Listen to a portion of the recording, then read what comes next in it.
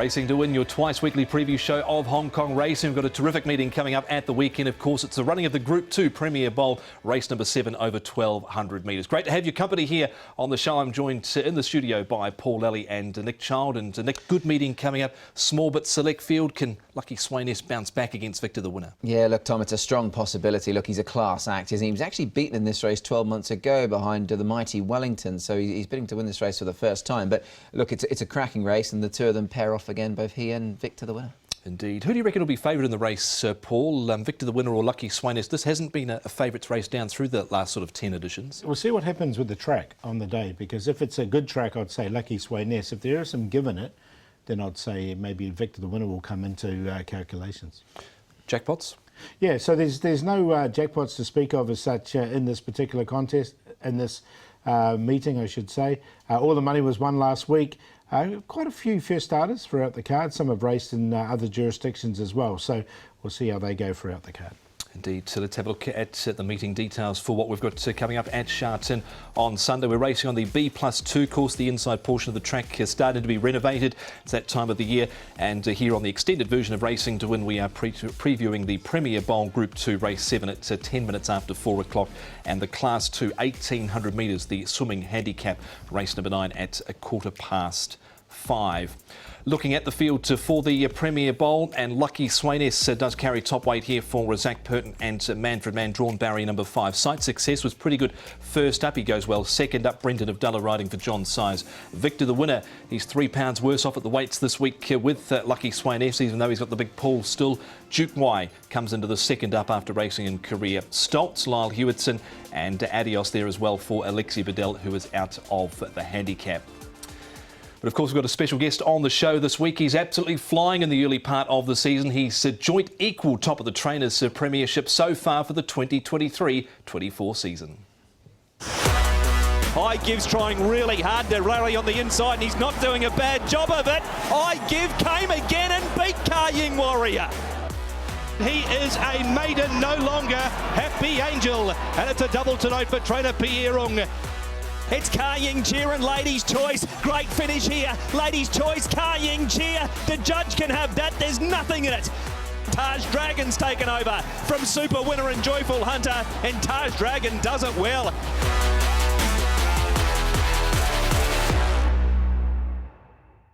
Well, I'm pleased to say here on Racing to Win this week, we've got Pierre Ng joining us. Pierre, thank you for your time here on the show this week.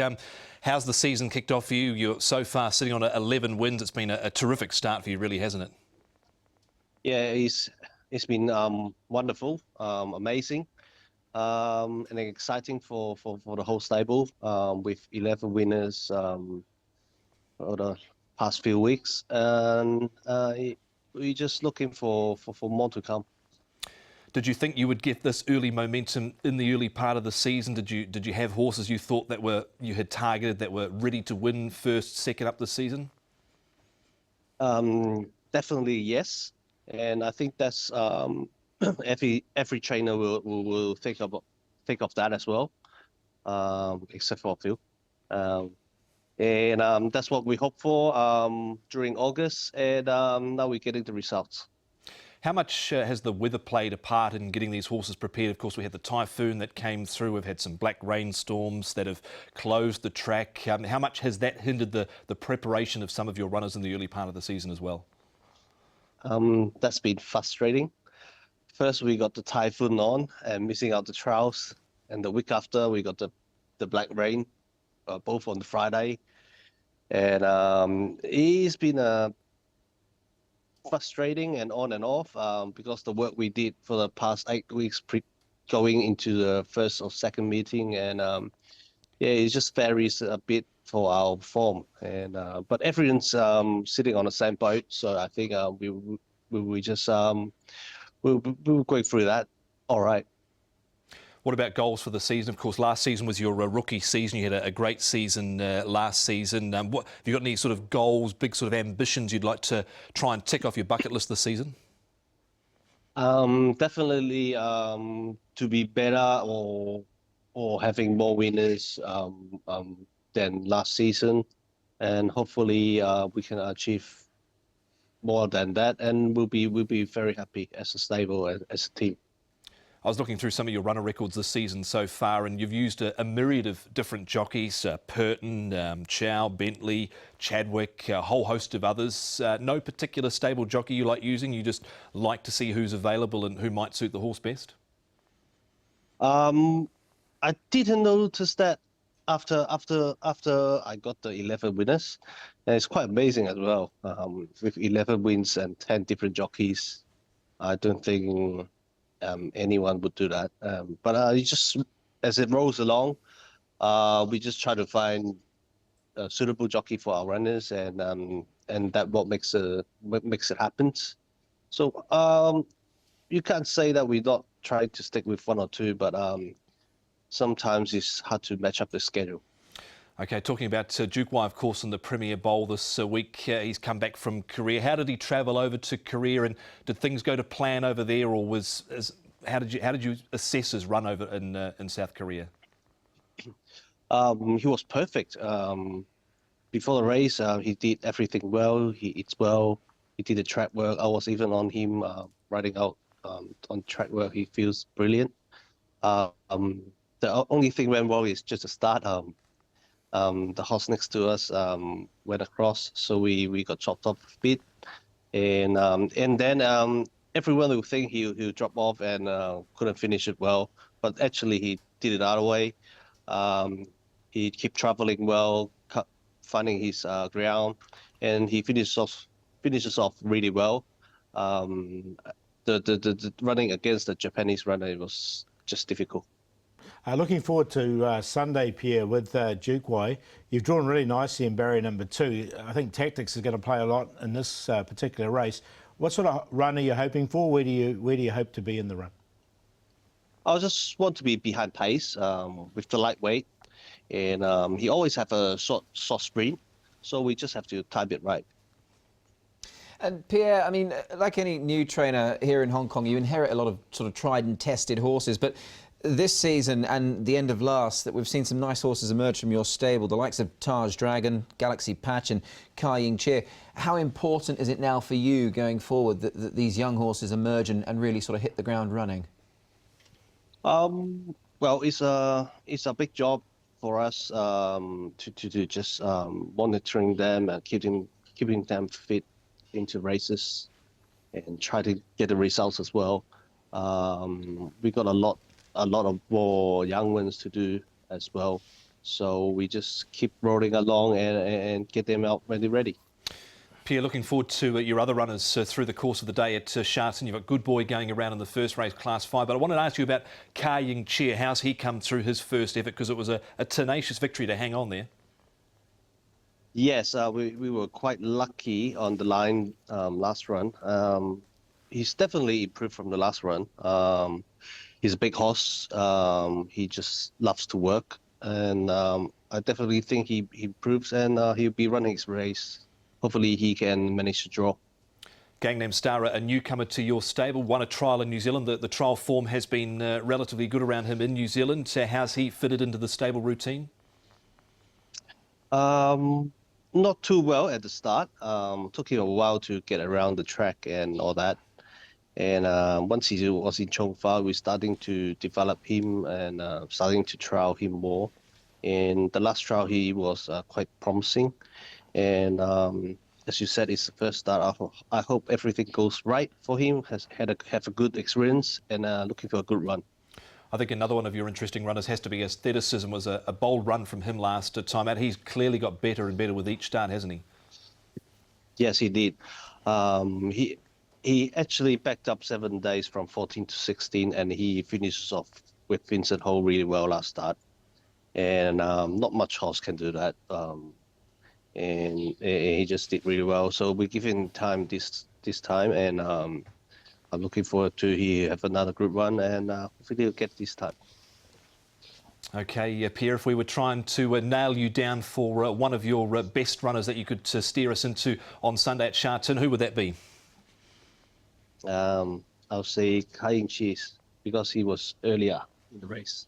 Okay, Kai Ying Cheer coming up in race number 2. Pierre, thank you for your time. Go well on Sunday, okay. And let's hope that the momentum for the season can continue for you, because it's been a great season to start so far.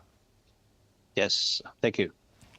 Our thanks once again for Pierre Ng joining us on at the show this weekend for Racing to Win. Let's have a look at a few more of the facts for this weekend's feature, the Group 2 Premier Bowl. And Nick, it's been a race that not only the bottom weights have won, but those at the top of the handicap have won too. Yeah, it's obviously, it's clearly a race that does bring them together. And I mean, the handicapper's dream, isn't it, to have the top weight and the bottom weight cross the line together. So, look, there has been an even spread all across the handicap. And Paul, a race that has produced winners going forward to International Day for the sprint too. Yeah, definitely. I mean, this is the starting point for the Hong Kong runners, isn't it, early in the season, and this shows where they are in their campaigns, how they've summered and moving forward into the sprint. Yeah, no favourites have won this race for the last 6 years, but 3 across the last 10 have been able to win, but not exactly a favourites race, the Premier Bowl. Let's hear from Zach Purton. He discusses with Nick earlier on Friday morning about the chances of Lucky Swainess and what he thought of him last time out when he was defeated by Victor the Winner. Zach, Lucky Swainess is your ride in the big race, the Premier Bowl. This is his second run of the season. Just going back to his seasonal return, obviously a rain-affected sort of track. Just the reaction for you from that performance of him first up. I thought he ran really well. You know, he couldn't have done any more than what he did. Like you said, he was on a track that doesn't really suit him. He was first up for the season. He had to give a lot of weight away, and you know, at the end of the day, the winner ran home in 21.4 seconds. It's very hard to give any horse a start, and I think you're going to catch him under those circumstances. Yeah, indeed. I guess the weight as well. I mean, having to give so much weight away was never going to be an easy task for him. I did notice last time out, I think he was weighing about 12.06 pounds. So do you feel that he's tightened up, given that, you know, you've trialled him since and he's trialled well? He's certainly getting better. His action's becoming more fluent. He's handling his work a little bit better. He's not at his best yet. He's going to work his way towards that. He just needs racing, like a lot of these horses, and you know he's quite a strong horse. So as he gets to step out on race day and gets the competition into him, he's going to continue to improve. Certainly be confident enough to have another go at Victor the Winner and hopefully turn those tables. Well, we made him slightly better at the weights, but once again it's a small field. He's not going to have any pressure. So if he runs home in 21.4 again, he's going to be hard to catch. Zach Purton's thoughts on the race this weekend. Nick, as we bring the sectionals up from that last race, let's remind punters as well, it was a rain-affected track that day too. It absolutely was, yeah, for sure. And officially yielding ground. I mean, both horses have handled with cutting the ground, but I think Victor the Winner might be a slightly better horse on it. But look, the clock doesn't lie, and as Zach touched upon there, I mean, the Winner ran home very strongly. Yeah, and look, you can't catch horses like that when they do sprint off the front, so they won't want that to happen again on Sunday. Let's go back and have a look at Victor the Winner's trial now. This was up at Chung Fa, and he moved very well in this trial, I thought, Paul. And I think the horse that's really going to come on from the first run is Sight Success. It was a pretty good run from him down the straight. Yeah, it was. I thought it was. And look, up to the 1,200 metres will suit this horse. Now, he has led over 1,200 in the past. He's drawn barrier number 1. Victor the Winner has drawn 6. So he can make it difficult for him if he wants to get across early on in the race. But look, there was nothing wrong with the trial. The trial was good.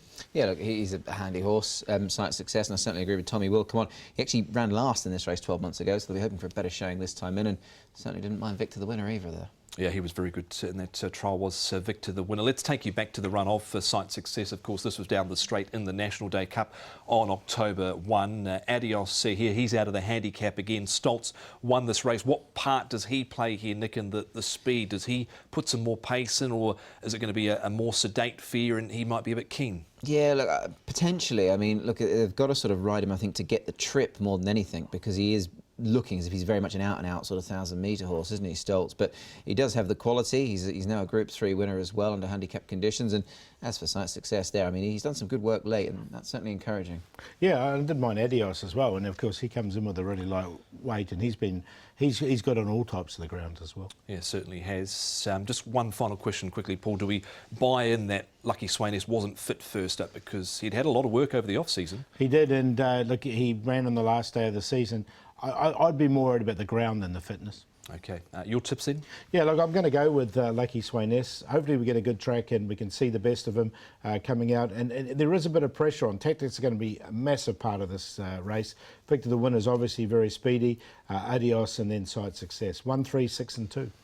Yeah, happy to go again here with Victor the Winner. Look, I know he's not as well off as he was last time at the weights with Lucky Swainess, but I think he's a really good horse, this, and he might just put his hand up to be a top-line sprinter this year. Lucky Swainess in for second. Sight Success should improve, and Adios, he's nothing if not consistent, and he's got a very light weight. 3, 1, 2, 6.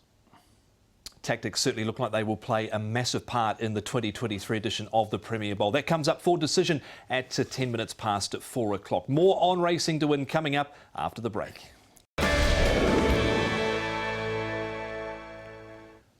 The weekend edition of Racing to Win continues. We're about to preview race number 9 shortly, but a reminder about the last run reminder, and this is how you can find it on the website, which is hkjc.com. Click on horse racing, that will take you to the racing page, and then you can find under racing info as you scroll down to the reference info.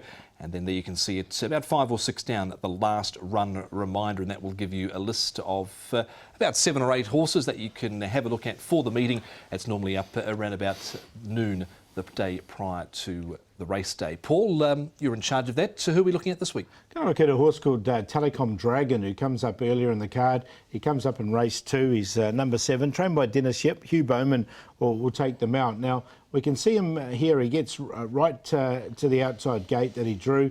They take him back, and it was a really slowly run race. So he's made some really good ground off a really slow race. You can see he was a clear last when he went back there, and coming into the straight now, he's still last. And, you know, they started to sprint off the front. Now, he managed to find a few gaps, and once he did find the gap, he was sort of held up momentarily there. You can see they haven't moved on him at this stage. And here he comes through now, back to the inside, and really storms home for a really good run here. So a really nice run here from Telecom Dragon. He ends up running 4th, but as you can see, he wasn't that far away, and he was 80 to 1. We won't get 80 to 1, unfortunately, about him on Sunday. Nope, so he is race 2, number 7 at Telecom Dragon as part of the last run reminder. Final race that we preview here is race number 9, and this is a good quality Class 2 race over 1,800 metres. Plenty of horses in this race are resuming, including Sword Point, who's first up for 113 days. Drawn barrier 1, Zach Purton on the triple figure-rated horse. Bourbonaire's trot up well at Chung Fa. He's drawn wide as to his 5G Patch, who won a trial over 1,700 metres at Happy Valley. Butterfield, Columbus County, Meaningful Stars had a run this season, ran 5th behind Super Sunny Singh. Helene Fielding, a strong winner at Happy Valley, drawn wide here for Karis Teeton and Danny Shum with the 3-year-old Irish bred gelding. The Best Peach Champion Dragon is resuming, so too Nimble Nimbus, looking great. Another one resuming as the cheek pieces being reapplied. Frankie Law, Matthew Chadwick, Rising from Ashes, a winner at Happy Valley. So too Hammer On and La City Blanche there for Keith Young and Tony Cruz. So where does the pace in this race come from, Nick? There's a few options. Yeah, there certainly is. I mean, Champion Dragon's a horse you can sort of set your clock by, I think, as far as pace is concerned. He should stroll forward, and Meaningful Stars, another one who can press the pace. The likes of Nimble Nimbus, I think Sword Point will not be too far away off of them, the top weight, and Helene Feeling, another one who can race close, but he might be caught a little bit deep, Paul. Yeah, it's quite a kind start, though. 1,800 metre start. There's a long sort of run till the first bend. Bourbonnaire led in a recent trial, so there's about 4 or 5 different possibilities that they could lead. So the pace will be good. There will be pressure earlier, I think, as these horses try and find their positions. Yep, the big long run down at the back straight from the 1,800 metre start point. Well, Sword Point went out a winner at the back end of last season. He'll be hoping to resume a winner this season. Let's hear from his jockey, Zach Purton. Zach, Sword Point is one of your rides coming up on a big day's racing this Sunday. A horse that you've had sort of limited experience with, but successful nevertheless. And he was good when you last rode him in a race. Yeah, he drew the right gate that day and had a nice run, albeit got a little bit held up there on straightening, but he got through and did a good job. He's had a recent trial. In fact, his trials have been very impressive to the onlookers. How impressed have you been with him there? Oh, it's just like as you say, right? The first trial was quite something, really, for a horse that's meant to get over ground. And then his last trial was equally as impressive. So the horse looks as if he's come back really well. He's at a distance that he's comfortable with, and Frankie's happy with him. So he's got the gate to try and do something again. On the balance of form, Zach, I mean, he ran in all 3 legs of the 4-year-old series, far from disgraced in all 3 of them. I mean, he's now up to triple figures. So, I mean, he is a classy type of horse, isn't he? Yeah, he's been honest. He probably lacked a little bit of the quality that some of the others had at the time. I hadn't quite acclimatised, but he looks as if he's come back well. So this race will show us where he's at. I mean, does he give you the impression and the feel of a horse that, you know, is going to take that next step forward? Because, I mean, off a mark of 100, it does get tougher for him. Certainly does get tougher. The barrier trials are only barrier trials. It's what they do on race day that matters, and he gets his opportunity this week to show us where he's at. He's already beaten a number of these previously in that Reunification Cup, so certainly has the sort of the claim on them at this stage. Yeah, it's a new season, new start. The slate's clean. They've all got to do it again. Zach Purton riding Sword Point with the top weight in race number 9. Some of his opposition include Meaningful Star. The best peach, I thought, ran well here, Nick, from back in the field. And been a wee while since Butterfield's been able to win one now. Yeah, long old run for the 8-year-old since he was last successful. I think the one I'd like to take out of this is the best peach. I mean, his run here was very creditable. He's had just the one run back this season. I thought he was good. Draws a good gate here. The barriers have actually been quite kind to this horse, so he should get a lovely run round. Yeah, he should, and there's all that pressure, so he can stick out of the early pressure and finish off strongly like he did in this contest as well. So look this Super Sunny Singh winning the race. I like the way he finished off. I'm going to include him on a minor line.